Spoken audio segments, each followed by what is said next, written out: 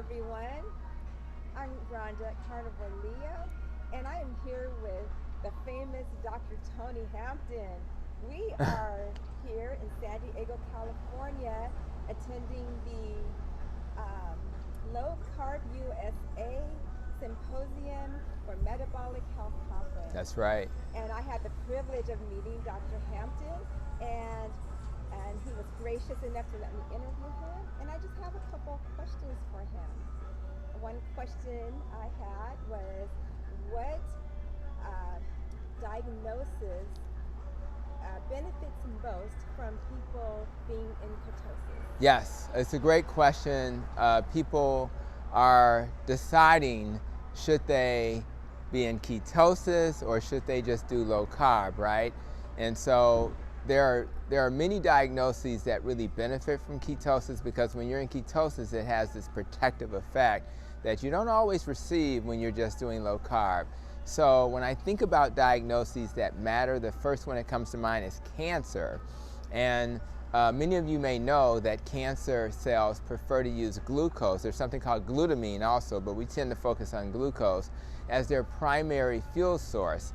And so what you want to do is, to the extent you can, really reduce the carbs down to probably less than about 20 grams a day if you have a diagnosis like cancer. And what we find is that if you're therapeutically in ketosis, your chances of fighting cancer are much better.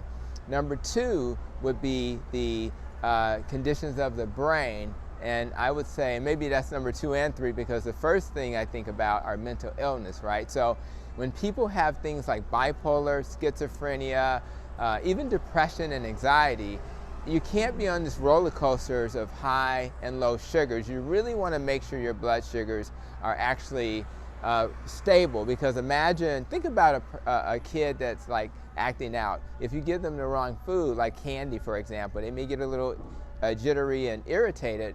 The same is true for adults, guys. So if we can, instead of having blood sugars that are up and down, we have a more stable blood sugar, the chances that you won't be anxious are higher. The chances that you won't be depressed are higher. And certainly if you have conditions like bipolar or schizophrenia, the chances that you won't get triggered and those things flare are going to be much lower. Lastly, we have this, have some interesting neighbors here. Lastly, we have conditions that deal with the brain as well, but those are things like Alzheimer's, Parkinson's, and those types of conditions that deal with the brain. Those conditions also benefit from being in ketosis. And if you think about a person with dementia, we want their brains to be stable too. So if we feed our brain the fuel it needs, for example, everybody says, oh, I need to have sugar in my diet because that's what the brain needs for fuel. Well, the reality is, you don't have to get that from your diet. If you actually eat food, protein and fat, through the process of gluconeogenesis, your body will make glucose for you anyway. And that's a more efficient model, as opposed to making sure you eat the right amount of carbs. Instead, you just use your protein and fat.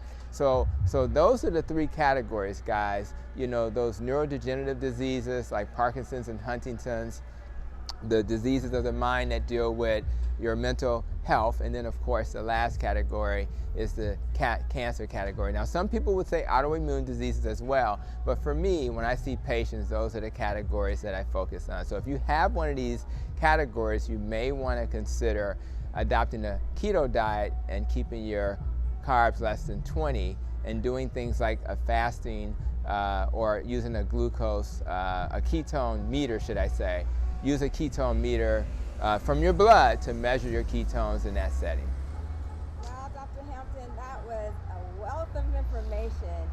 And I just want to thank you again. I appreciate your time and letting me interview you.